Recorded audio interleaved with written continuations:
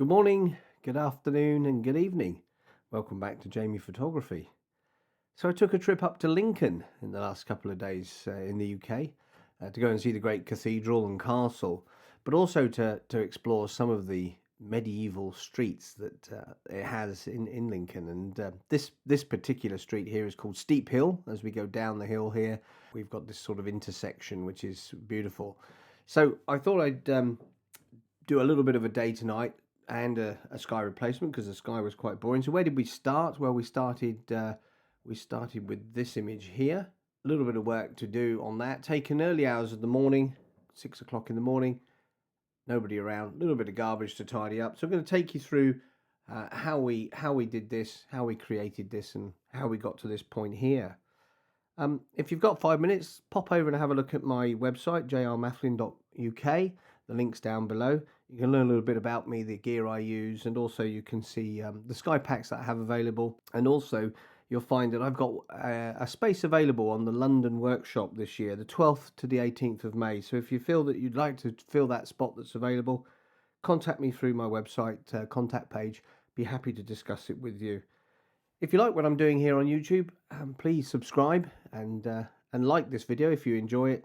And I always appreciate your comments, so feel free to have a say down below.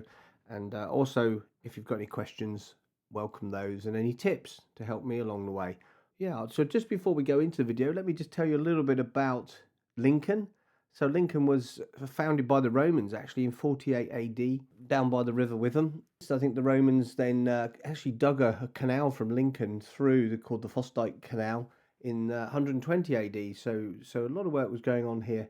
And then around the 5th century, the Romans withdrew from Lincoln, and it went through a number of phases from then on. But of course, William the Conqueror in 1066 came to the country. In 1068, he started the construction of the castle. And I will, in some later videos, show you some shots of the castle and the cathedral. And the cathedral was first laid down in 1092. So we'll show you that, and we'll go through from there. So lot of history about the actual city itself. A bit of the more modern history picks up on 1915 in the First World War.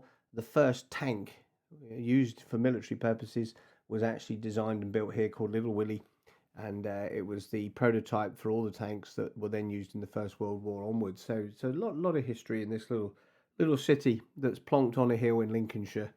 If you get the chance, it's worth a visit, certainly. And if you'd like to follow along with this video, I'll put a link down below where you can download the raw file. All I ask is you respect my copyright, so should you use the image later, please give reference to myself at Jamie R. Mathlin. That'd be much appreciated. Okay, so let's get started. So Lincoln, wonderful city in England. This is called Steep Hill, this hill that comes down through here from the buildings that are on that road. Very interesting down there. So we'll shoot that, but I wanted to try to capture this intersection between these roads, mainly because you've got a real variety of age of buildings here. You've got over here on the right, which I'm probably not going to include in the images, a more modern, probably 1970s building. Then here you've got a sort of early to mid-Victorian building there, probably around about 1830. And then a little bit older here, probably 17th, maybe 16th, certainly 17th century. And then back here, 15th, possibly 14th, same with this one. So there's a real spread of time here. And, you know, Lincoln has a lot of history. I wanted to shoot this shot, plain blue sky, not a lot going on. It's quite early in the morning, 3.2 second on a tripod, shot at f7.1, ISO 100. Just to try to get the light. Now, unfortunately, to get the scene I wanted, I had to go back a little bit, and there was a large tree there. But we're going to take that out. We're certainly going to do a sky replacement here because the sky is nothing going on in the sky. We'll tidy up a little bit of the rubbish here, the garbage that's been left outside the buildings, and we'll make some changes. So let's dive in and start to make those changes. So the first thing I'm going to do, as I normally do with my workflow, is I'm going to go into detail and I'm going to denoise the image. I know it's ISO 100, but there's still a little bit of noise in there. So I'm going to go at 35%, not going to muck around too much, changing anything, quite happy with that. Going to click enhance, and it's going to carry on and do the conversion up here in the top corner. Anyway, well, let's now deal with this image itself. So I've done the denoise. You can see it's now saying enhanced noise reduction .dng, and if I zoom in, we've got pretty good. I think we're at about 300% there. We're at 300%, so it's pretty good. So we'll go into Photoshop to deal with all of this here. You know, a lot of people say, well, why don't you just use the tools that are available in Lightroom? And to some degree, they work reasonably well, but they're certainly not as good as Photoshop in terms of generative fill. Is very good in Photoshop, much better than Lightroom. So I don't want to waste my credits here using generative AI when I can use them much better in Photoshop. So next thing I'm going to do is I'm going to crop this image. So we're just going to bring this crop in. So I'm going to take that new building out on the right there. Going to just come in just so that that's on the edge there, as you can see. The drain here at the bottom, I don't want that in the shot either. So I'm just going to come above the drain there. And then on this side, we're just going to pull this forward just a little bit. Now, we could look at doing some perspective correction on this one, but actually it's pretty good because I made sure the image was sort of centralized. We don't have too much warp, a little bit up here on the arch window, but I'm quite happy to go ahead without using any perspective change on this image. So I'm going to just go into see the padlock over on the right here, make sure that that's open. Click on the custom button and you can find your standard presets. I'm going to go with, say, 16:9 here. That's a bit tighter. So let's go out to 16:10. So that works quite well. Let's go back to that point there where we were. Happy with that. Pull this down a little bit further this side. So we've got that window in there. Still not got the drain. So now we have a standard ratio 16:10. So it just means that if you come to print the image, it's more easily fittable into the standard sort of size templates that the printers tend to offer. So now we've got to this point, I'm just going to make some minor corrections here with open the shadows up a little bit here, probably go +50 on that, and then bring down the highlights just a little bit. Let's go -50 on highlights. So just balancing the image a little bit. Just going to check my whites, just going to go down hold down the Alt key, and then just slide that to the right till we see white. So I'm just going to bring that back so there's no white showing. So -5, and then the blacks, I'm just going to bring them down, just touching, just a tiny bit of black showing. There we go. So that's -14. So we've got the sort of contrast working quite well. I'm going to do the rest of the processing back here in Lightroom after I've done the removal and removal of items and sky replacement within Photoshop. So to do that, I'm just going to right click anywhere on the image here, go to editing, and then go to editing Adobe 2025, Adobe Photoshop, and I'll move over there and find that there it is. It's in the shot there.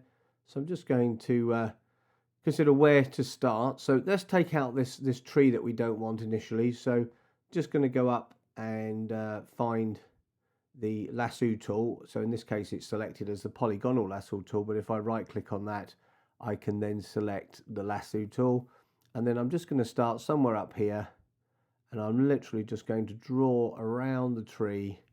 Just make sure that you don't get too close to the house. It's got plenty of sky in there to work with. Bring it back across the top, join it together. I'm just going to click generative fill. Now if this box doesn't turn up on your screen, you can go to Windows here, and then you just need to make sure that the contextual taskbar is ticked, just to make sure that it is there. If you turn that off, it will disappear. So if you turn it on, it will appear, and you can just grab it and move it around the screen out the way, even off the screen if you want to, just to keep it out of the way of the image. So we've got generative fill, so I'm just going to click generative fill here. I'm not going to write anything in the box because I just want it to see this as something to erase. I'm going to click generate, and it will remove this from the image. Now, of course, when you use generative fill, you will use one of your tokens.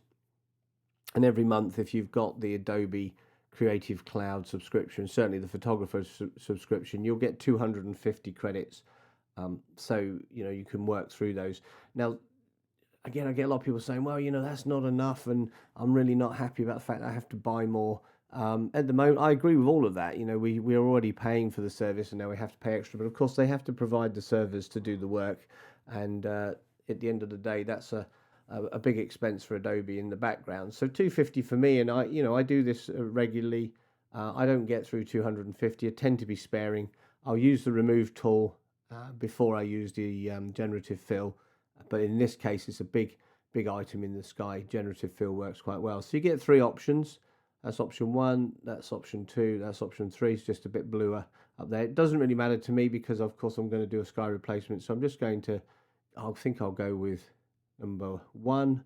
So that's fine. So it's now made. You can see that it sits here as a layer for what we've done. Now let's go back to the zoom in tool here. Go down to the magnifying glass. You can see it's on a positive, so it will zoom in. If you want to change it to a negative, you can do so at the top left corner up here. You can make it negative or positive your zoom, or whichever one you're in this case positive. If I hold down the Alt key, it will just automatically go to a negative. So positive, positive, negative. It's easy to move in and out. So let's zoom in here. Let's get rid of all this rubbish that seems to be left on the corner of the street. So we can try the remove tool. So we're not going to be using generative fill tokens too soon. So just go down to the spot heal brush tool under J, and you'll find the remove tool in there. Just going to bring these 2 layers together. You see there's a little no entry sign, means you can't use it. It's because I'm on the generative fill layer. If I click on the background layer, it will allow me to use it. But I don't want it to overlap. So I'm just going to bring these 2 together. And you can do that just by highlighting any of the layers here, right clicking, and then you can just go down and say merge visible, and it will bring it together as one layer. So now I'm on the remove tool. I've got a small brush here. You can make that bigger or smaller using the square brackets to the left of the return key. So I'm just going to make it a little bit bigger. Let's start off with this bag over here. So I'm just going to go around. And the good thing about the remove tool is once you've gone all the way around the outside, the circumference, you let go, it'll automatically infill the center, ready to go forward. So you can now go up and click the check tool. You can, if you want to, highlight many things that you want to try to remove, and it will do them all in one go. But what I've found is that generally speaking, if you've got a large object to remove with the remove tool, just do them one at a time, and it will effectively sort of do a better job, I found, than rather than try and do everything. So I'm going to leave those 2 big bags for the minute. Just going to take away these little marks here, and hold down the space bar just to move it over this side and have a look. There's nothing here, not for the moment. Right, so I'm going to click the check tool. Now yours may automatically go straight to the remove tool when you click on it, and that's because you won't have had remove after each stroke added. So if you have that checked, as soon as you do anything, so I will do with the bags here. So let's make that a little bit bigger. Just going to capture the shadow there. We'll do the bags. There we go. It will infill. So if it's there, you see it will automatically do it straight away. But there you go. It's a good example of how the remove tool didn't really figure it out. It's taking the running curb of the other side of the road and it's brought it right through into the wall there. So Command or Control Z to undo that. That's not right. So I'm going to go back to the lasso tool here, okay, and we're going to go around and lasso these bags, and then we'll use generative fill to remove them. So we'll come around, make sure we've got that little bit of wall there. There we go. Got the bag selected. Generative fill and generate, just so that we remove them from the scene. Now the generate process takes roughly around about 10 seconds to do, and that is not bound by the power of your machine. This is effectively done by Adobe on their servers, so it's sent away through the internet and brought back. So if you don't have an internet connection, it won't work. Right, so that's a lot better. That's option 1. That's option 2. Even better. Look, we've got the side of the building there. Option 3. You can have a straight edge to your building there, or you can have a piece sticking out. I think that's a little bit more detailed, a little bit more interesting. I'm going to accept that. Right, so let's have a look. I quite like the steep hill and city centre sign here in Old English writing. I'm not too happy about the sign here. I know it's there, but I want to make the scene look a little bit better. So we're going to take that out using generative fill. So back in the lasso tool, up there in the top left, I'm going to change to polygonal, which means that it's straight lines. So if I click once and let go, I can now draw effectively a straight line around this sign. There we go. And I can do generative fill and generate, and it will now remove that from the scene, and hopefully it will compute the window that needs to go behind it, which I always think is amazing. It's true magic, really, when you look at it today. Alchemy. There we go. As you see, I mean, fantastic. It's done a good job there. Option 1. Option 2 is even better, look. And option 3. You know, it's between 2 and 3. I think it's, what do you think? 2? I think I'm going to go with 2, yeah. So that's pretty good. Got rid of that sign. Now maybe we'll go back to just going to bring these layers all together again. So select any layer, right click, and I'm going to merge the visible. People say, well, again, if you're doing that, you're losing the ability to go back and change things. I understand that, but we also get some complexities with the way that things like the remove tool work, and also continuing with generative fill in certain areas.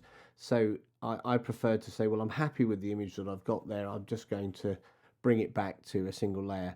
And very importantly as well, the more layers you have, the more memory you're using in your computer.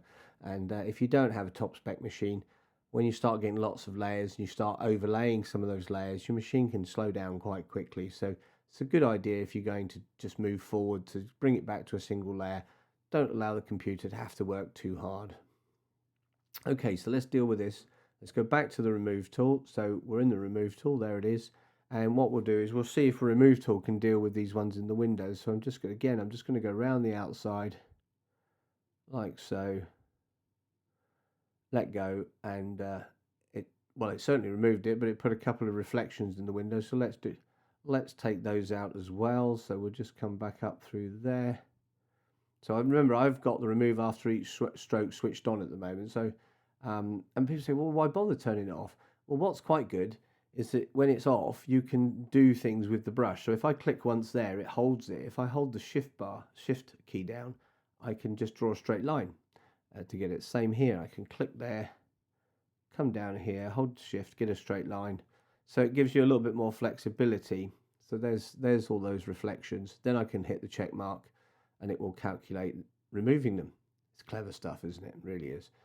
Okay, so we're just going to work our way around the scene now and just take things out that we don't think are necessary. Certainly this doesn't lend itself to the olden way of thinking. So a parking zone sign there can come out, and there's a bit of pipe here used to bring the telecoms cable into the building, so I can remove that. Same here, telecoms cable coming up.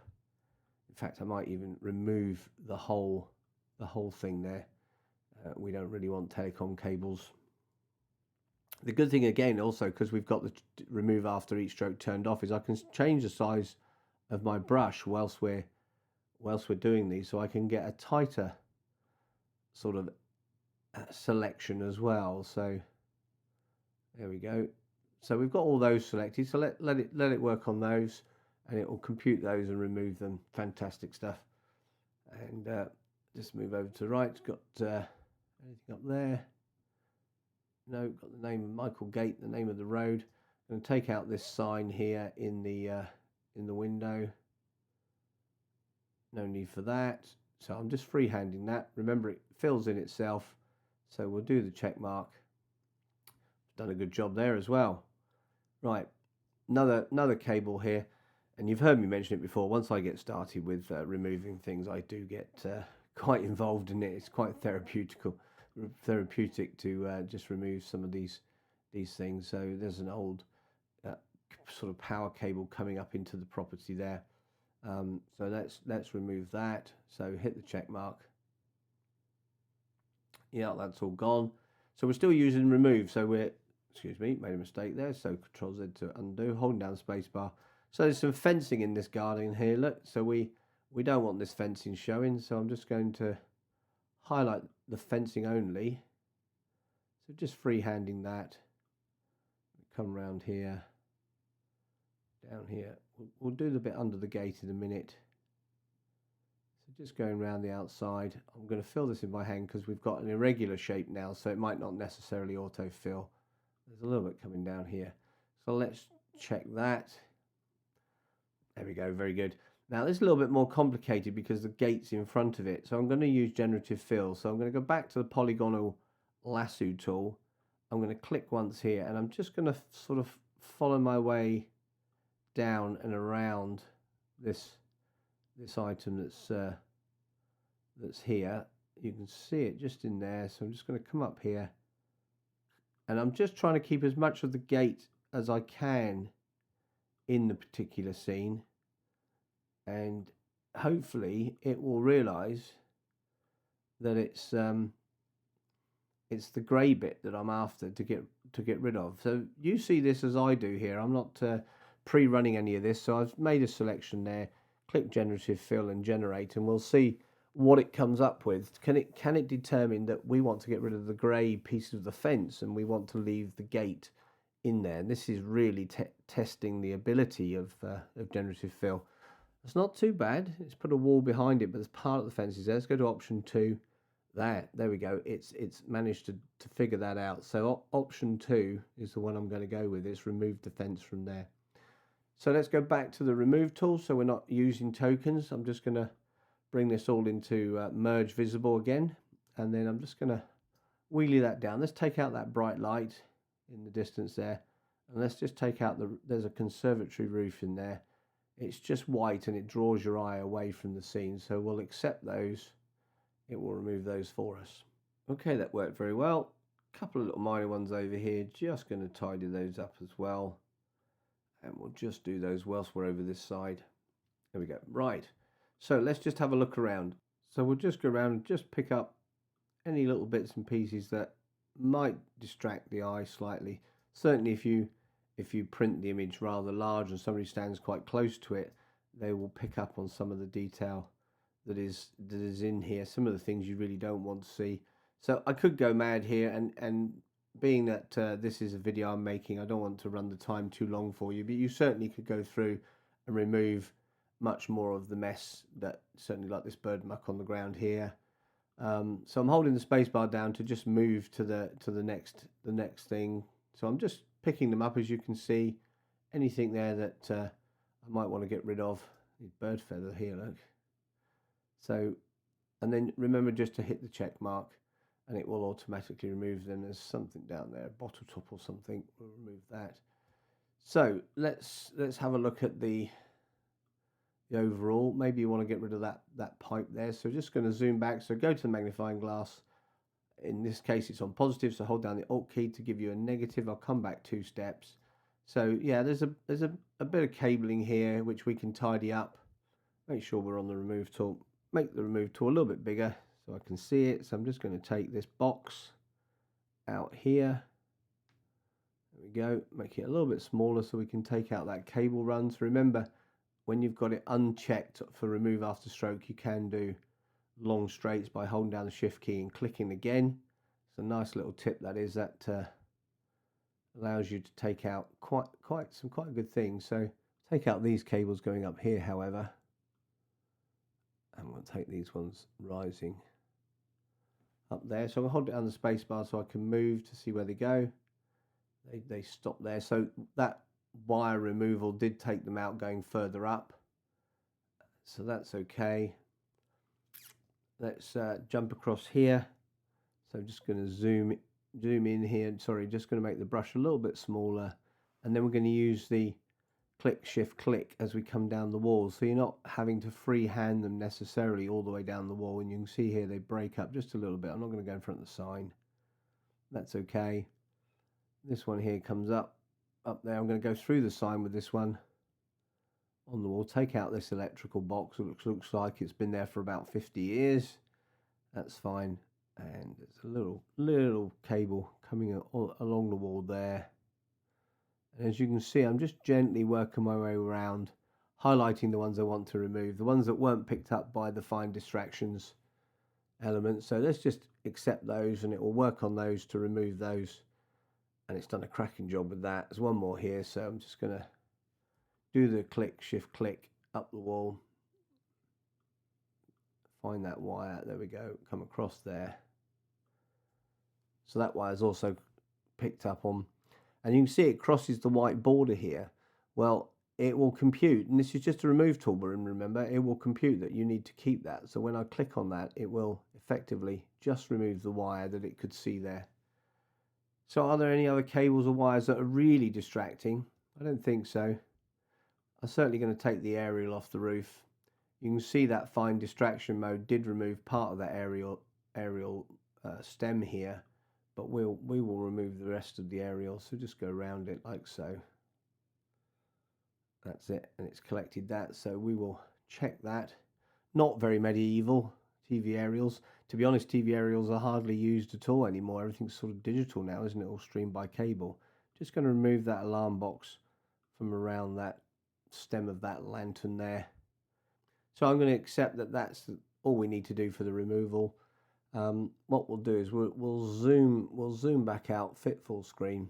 So we clicked on the zoom tool there and just click on fit full screen, and make sure there's nothing that's just standing out. No, I'm happy. We've got that. We're down to a single layer, so we don't need to compress the visible. So let's just do the sky replacement. So edit in Photoshop here, go down to sky replacement, and it will probably put in the last sky that you used, which is here. This is one of my skies that I've done. They're available to purchase if you want to have a look at them. They're on my website, links down below for the sky packs. I do try to sell them at a reasonable price, and I also make them available in full 16-bit DNG as well if you wanted to purchase them. So have a look at those. So I can just run through some of my skies here just to see. I mean, that's quite nice. You don't have to always go to the ultra dramatic, you know. It's sometimes something like this is just a bit overkill, but it can work in the right place. I can also put the sun in the sky as well if we wanted to. That actually makes for a nice morning. You know, actually that works, and we can use that to create a reflection down here when we go back into Lightroom. So let me just move that around so I can move that up and down there. Maybe I want to put it in the center a little bit here. Sky is quite bright. We can make it darker, or we can make it brighter. So I think where it was is fine. And then I'm just going to check my fade edge over here. Just want to just check. So if I go to the right, we can fade that edge in better. If I go to the left, it will be less so, more harsh. So probably going to just fade that in a little bit. It's quite dark over here on the right. You look over here, it's quite dark in the shot here, but we can darken that area down to match afterwards.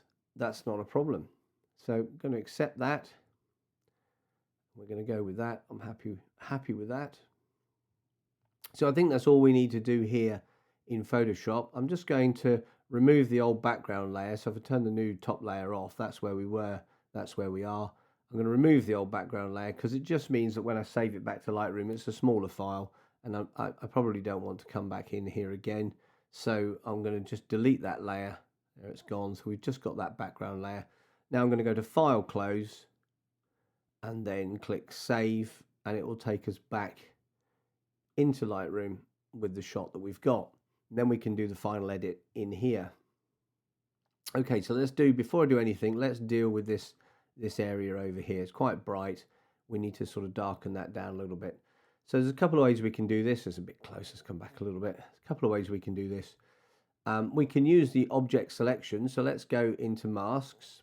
Let's select the objects, and then we can take a slightly smaller brush than that and just show the area that we want to be selected.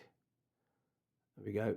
So it will select that area. There's a little bit missing, so I can add another object area there, and I can just bring that up the edge and just add that in as well, and it will add in still a bit. So let's add a brush. That brush will have quite a high degree of feather, full flow, and I'm just going to take that brush in there and just brush that in, as you can see. So a little bit along the top there, smaller brush, just pick up where that tree line is. So we've got that selected. So what we can also do is we can intersect this mask. So go to the three dots, go to intersect with a gradient. Let's do a linear gradient. And what we can do is we can pull a gradient down, so it effectively, you can see it's going from light to dark. We want to turn that over. So what I'm going to do is just grab the bar here, and then I'm just going to turn the whole thing upside down. And what that allows us to do is fade. You can see we can fade that sky lots and lots at the top there, or not so much. And that we want the not so much, just so a little bit faded into full there. So now we've got a good selection. We can now just drop the exposure slightly for that area. We can add a bit of color into this to match the sky by adding a little bit of yellow in there. Not a lot, just a little bit. Let's just add in a little bit of tint as well. We can desaturate it slightly just so it matches, and there we go. We've got a nice blend from one to the other. You can see this actually works quite well. You could even make this a little bit darker down here if you wanted to. So let's go back to the full screen. So go back to fit and remove the masks, and we can see that that's actually working a lot better. So let's complete this scene. So I do want to do a little bit of day to night on the lanterns here, and maybe one of the two of the windows. So I'm just going to bring the whole scene down a little bit in terms of brightness. So I'm going to come down one stop. You can always click on the box and you can always say -1, enter, and that will give you your selection. There you go. So we're down one stop. Want to keep the sun quite bright in the sky here because obviously it's right there. So we can do that by going to masks, create a mask, take a radial. So I'm going to take quite a large radial here. I'm going to place it on the sun, like so. Now I don't want to lighten all the buildings up, so let's just brighten the scene slightly so the sun looks about right, not too bright.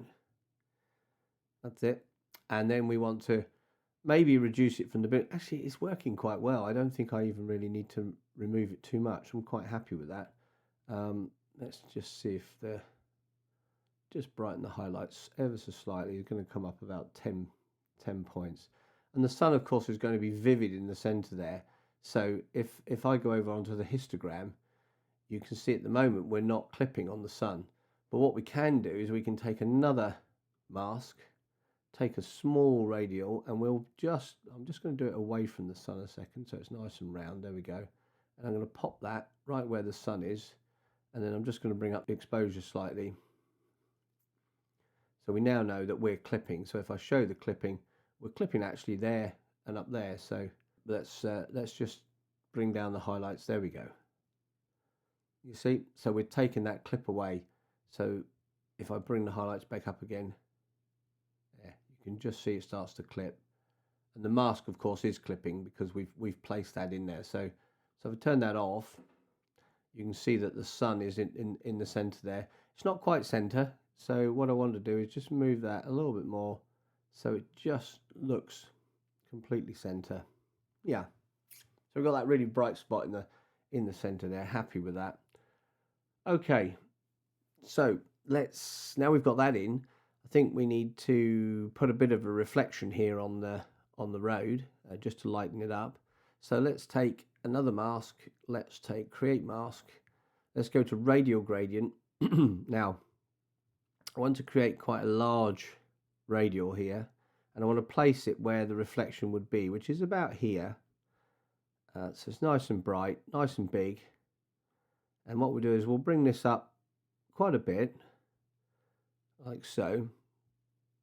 And we will also add in some color to match the sky a little bit, not too much, just a little bit, and a bit of magenta just to make that golden. You see, if it's just at the bottom, it's greeny yellow, but if I bring that up, you get a golden glow on the road there. That's nice. Don't really want to light the front of the building up. That's certainly something we don't want to do because that would be in shadow. So let's subtract from this radial an object. Let's make the brush a little bit bigger for the object. And let's take this building here. There we go. Oh, take that building. And the chimney pot on the top. We will just come over here and we will fill that in. Now this doesn't use the auto fill in process like the remove tool does, so you just need to just paint it in. It's quite a nice thing to do anyway. There we go.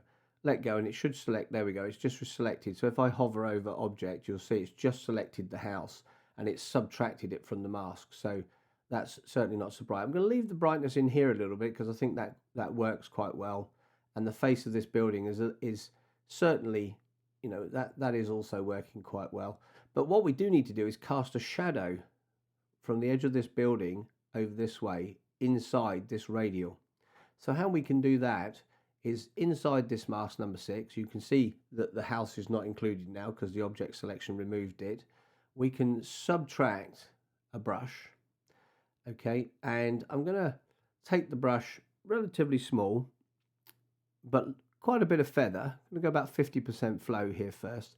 I'm going to go to the bottom of the building there. You can see, now take a line from the center of the sun to that building, and click there, and then I'm going to shift and draw that line forward. So it's going to come over here. So I'm going to click again. So I've now drawn a line, very faint line, along there, and I can go backwards and forwards, working my way away from that edge gradually, so it gets darker and darker as we get further away.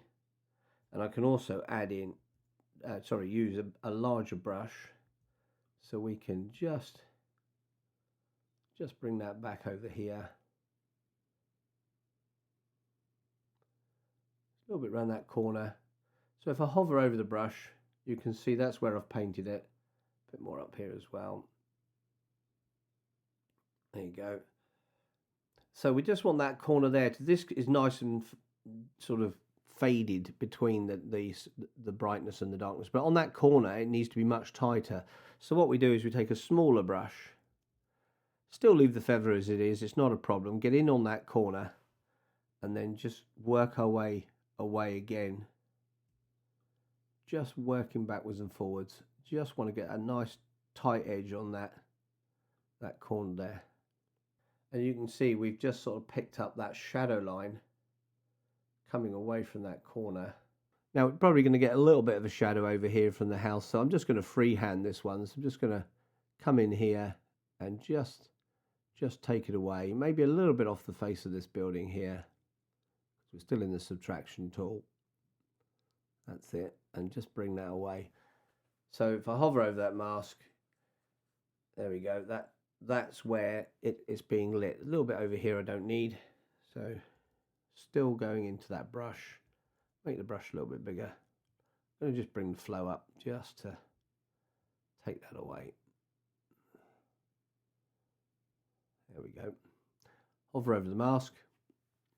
So you can see where the light's now going. You can see that we've created a shadow on the edge of the building and we've drawn that light up into this area. Of course, we can always go back to the original radial and just add a little bit more light in there if we want to, make it work a little bit more, even more golden if we want to really make it work. There you go. So you've got that sort of light coming through from where the sun was, and I think that does certainly work quite well. What we could also do is maybe put a bit of light on the edge of this building. That sunlight's coming in here, but we're going to use this lantern to do it, to light this area.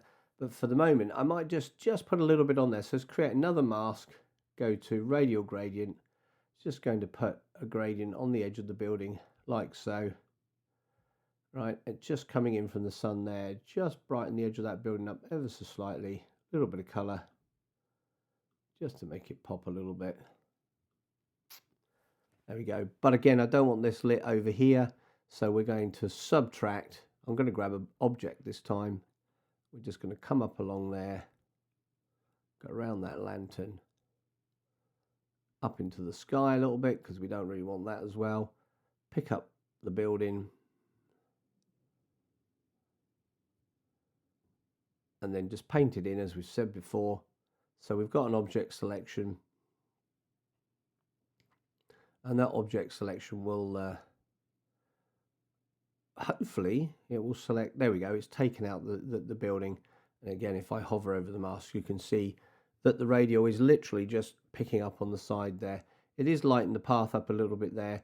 If we wanted to, we could just remove that just a little bit by going subtract a brush, and then I could just wash a brush into that little gap there, down there, not a problem. Back, hover over the mask, and as you can see, it's removed that from there. So this is still in shadow. There's a little bit of light on this wall.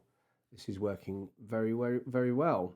So let's just light these lanterns. Now, if you've been following me, you'll know that how to light these lanterns now. We select a brush, so a new mask. We create a mask. We go to radial gradient. We take a radial gradient that's a little bit bigger than the lamp itself. We place the center where the lamp would be. So I'm just going to zoom in here slightly. So let's go to 100%. Hold the space bar down to move over. And then what you do need to do is rotate so it matches the angle of the lamp, and put the center of that where the lamp would be. So I'm going to say there's going to be a lamp in there. we're going to take the exposure slider and move it all the way to the right. I'm going to add in some orange, some temp there, just to bring a little bit of color to it. We'll make that golden by adding a little bit of magenta. Now we need to remove from around there. So let's go in closer still. Let's go to 200%, recenter with the space bar. Now in that mask, I want to subtract a brush. I want quite a tight hard edge on this one, so I'm going to get quite low feather, about 5. Flow's going to be at 100.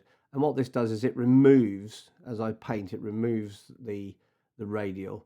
So make my brush a little bit smaller so I can get in close to the edge of the frame there. I'm going to click once, and then I'm going to hold down the shift key, go to a position where I can get a nice straight line. I'm just going to undo that by Control Z. I'm just going to come out a little bit further and just come along that edge. I do like these lanterns, they're beautiful. And then round the top of the lantern here, there we go, where the light wouldn't be, that's the important point here. So just going to come in under there. And then what we'll do is we'll come down here. That's it. And then underneath, just freehand through there. So you can see we've removed the radial where it's around the lantern. So let me just make the brush bigger and remove the rest of it that's around there. So quite a big brush.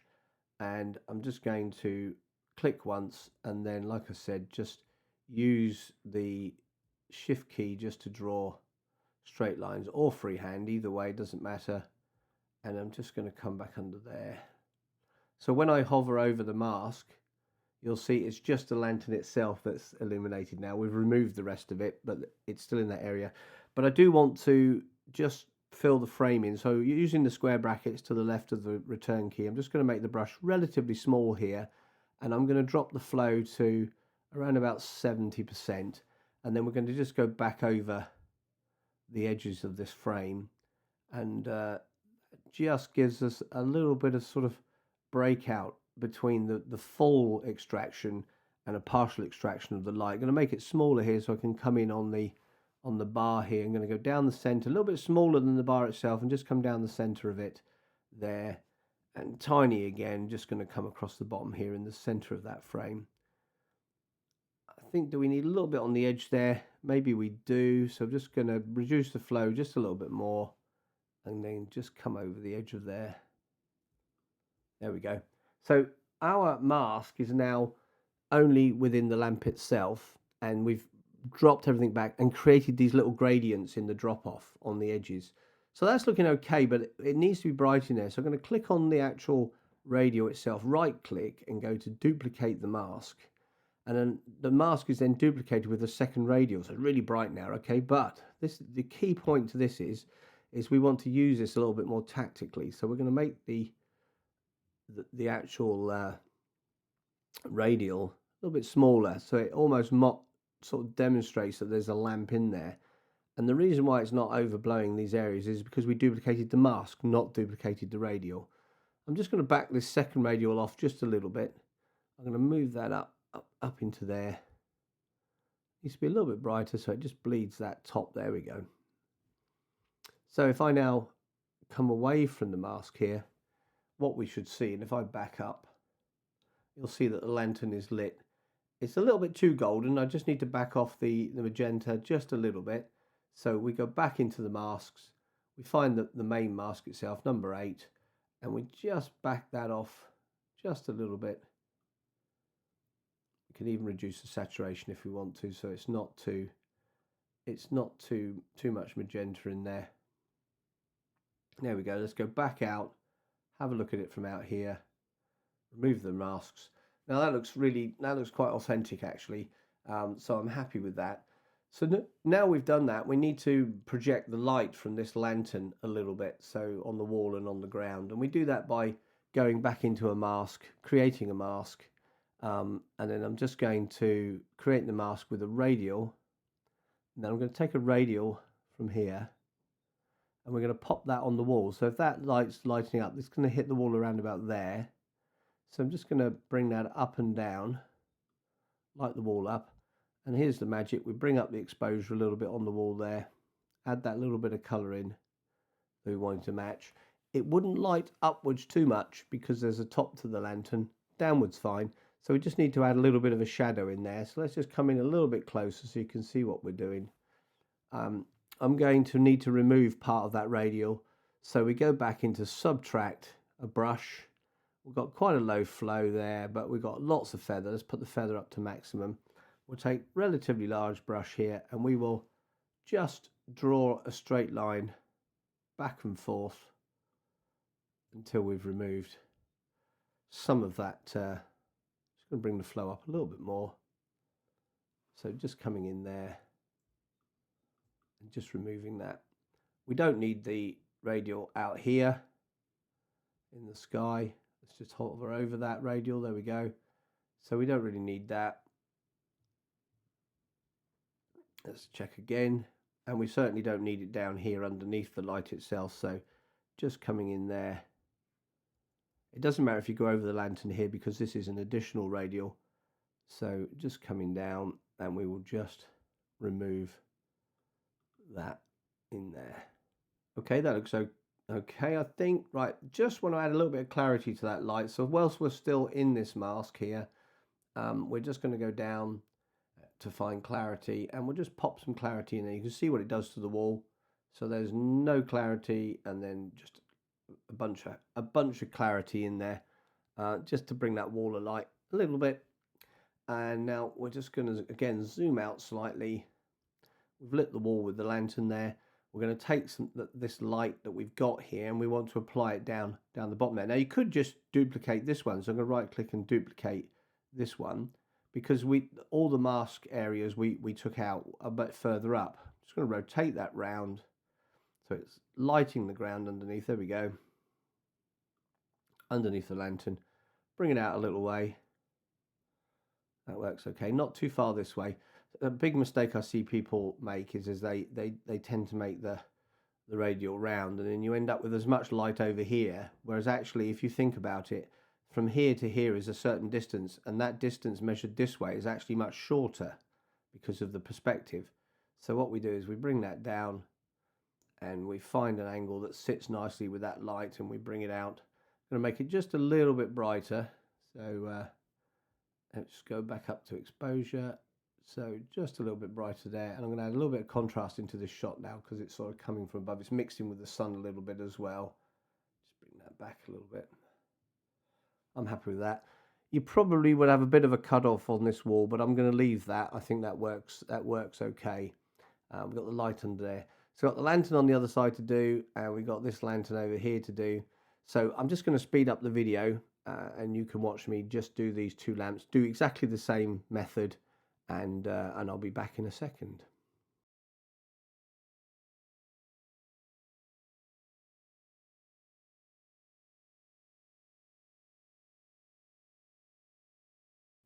Okay, there we go.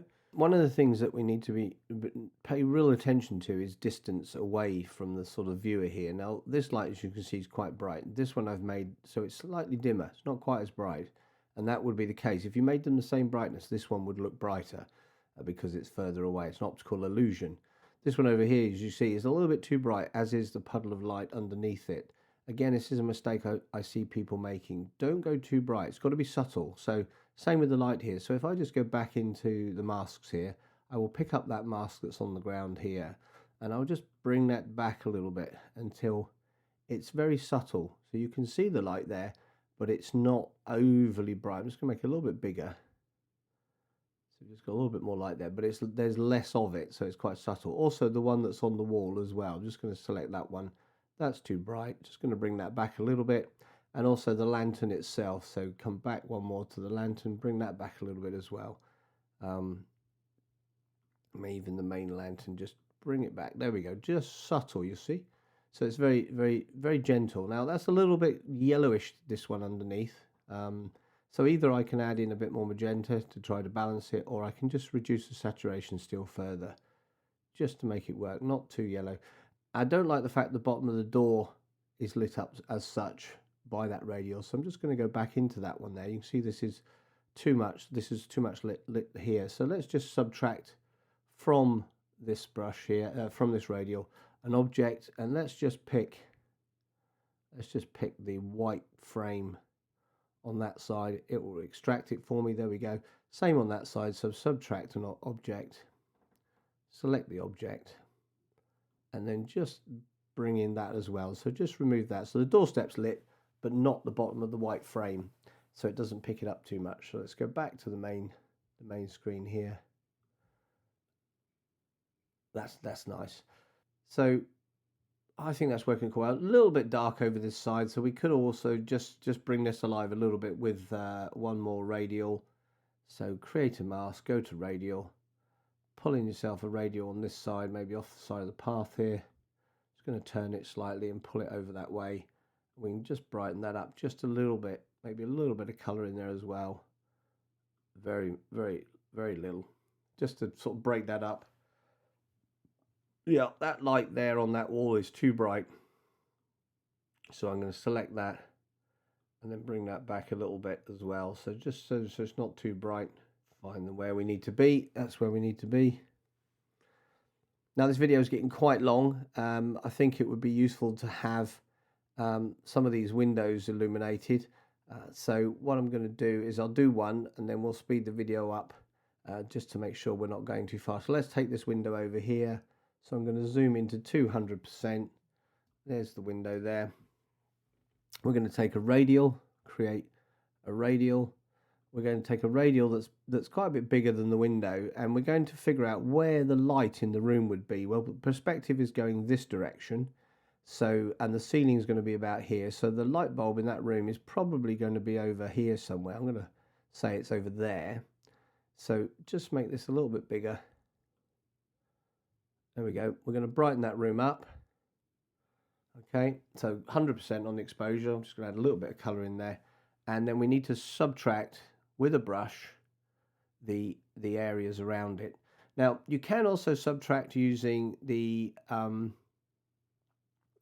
object selection. I could show you that actually as well. So let me just do a little bit with the brush. So we've got the brush selected. We are going to make the flow 100%. We're going to remove any feather. So it's a really hard edge. And when we remove it, we get a really hard removal, as you can see. And I'm just going to come in just by the edge of the windows here, select once, hold down the shift key and select again. And then just come out to here. And we're going to come down the edge of that window. That doesn't work because we've caught the edge of the window. So Control Z to undo. It's going to go back one more. There we go. And then we're going to come in on that edge down to here, shift click.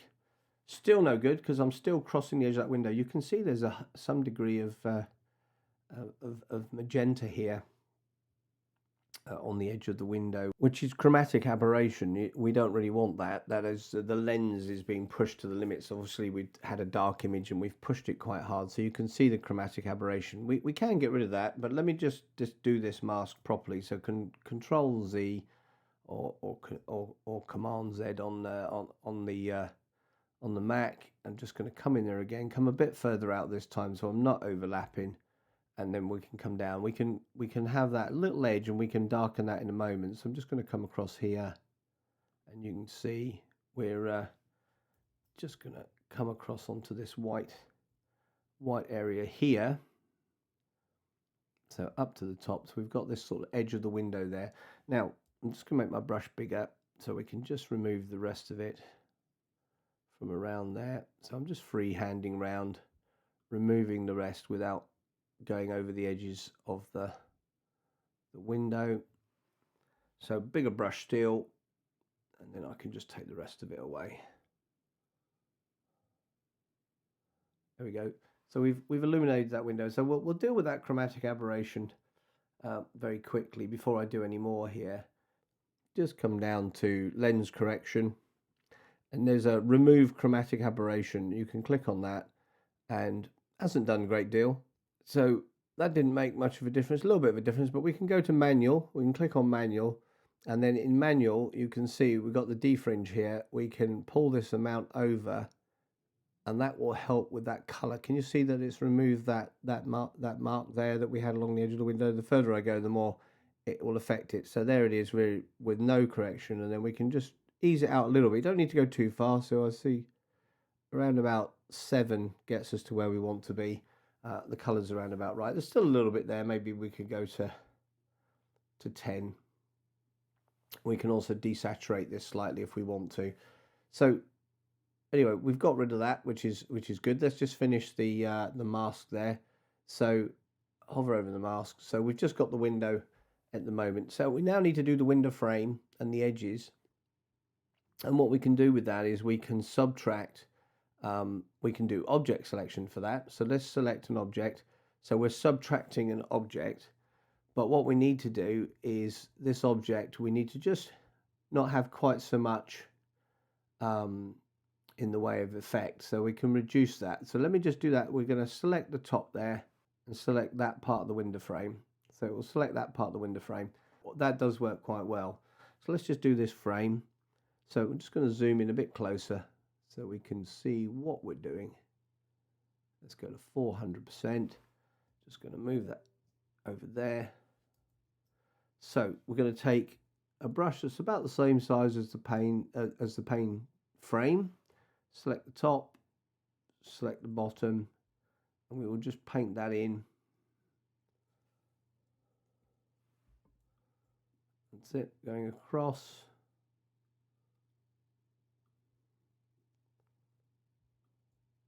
Now that drew quite a dark line underneath it, so I'm just going to undo that, make the brush a little bit smaller, and go down the center. There you go, that's better. So we've just coloured that frame, and this one needs to be just a little bit more, so I can just add another removal on top of the one that's already there. You can see we can darken that down. Now what's important, I'm just going to get that corner there. What's important is that we have the window pane light. The light bulb's over here, so the light's coming over this way. So if it hits this frame here, it will cast a shadow, you see? So from there, out this way, there'd be a shadow from that light bulb. Same again with this one, but this time this is down here, look. So the angle goes from here down to here. Select, and it continues, drawing a straight line, look, all the way down from there to there to there. Hold down the shift key, and I'll get a window frame reflection there. I'll do the same here. We just get that little edge there. So as you can see, we just get a little window frame reflection. Now, click on this main one, duplicate it, and now it's duplicated. We can select it again. There we go. And now we make it smaller, as though there's a light bulb in that room. Okay, so I'm just going to make it a little bit smaller there. Just bring that back, the exposure back, so it's quite bright over there. There is sort of strange, what I think it's to do with a reflection on the other side. So we can always just whilst we're here, we can add in some dehaze. And what that does is it sort of just breaks up the detail that's on the window. In fact, we could do that also to the previous one. You see, we've got swirls and marks on here, so let's dehaze the previous one a little bit as well. Duplicate that one more time, duplicate, and then this new one I've got, just going to make it very small, as though it's a light bulb size.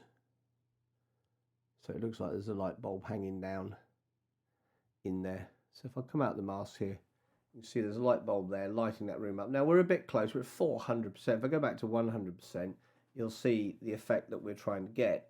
Now it's too bright, simple as that, it's just too bright.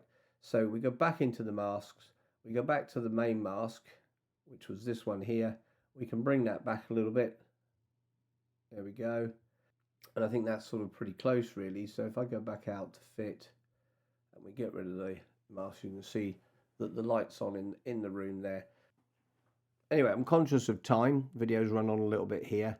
I would probably do a few more windows if I was working a little bit more on this, but I'm probably going to stop there with this one. What we will do is just go down to the bottom, go to effects, and we'll just put a post crop vignette in here.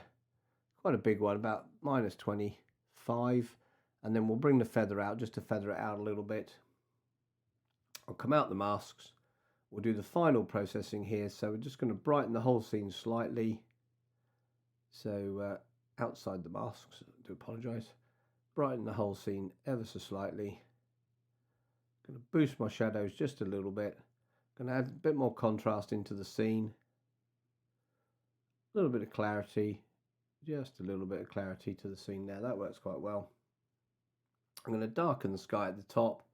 So pop into masks, take a mask, grab a linear gradient from this sort of top side up here, put it right down. I'm going to darken that a little bit, and I'm going to add a bit more blue into the top of the scene. You could change this more. We could do a crop if we wanted to, and reduce that crop down so it's not so much on this side. Make it a bit more of a sort of pano. That would work as well by doing that. I can also just bring that down a little bit so that line there looks on the rule of thirds. That could work very well. In fact, I think that works even better. And that's just, be bold to change things as you go through. I might just add a bit more contrast to this scene. And just back off the saturation just a little bit. Yeah, I think, you know me, I keep fiddling. I'm going to call that the done image. Thanks for taking the time to watch all the way to the end here, and I hope you enjoyed it. If you did, please subscribe if you've not already subscribed, and please like the video if you enjoyed it. And I always love to see your comments, questions, and any tips that you may have. Feel free to put those down below as well. So for now, I'm going to say bye-bye.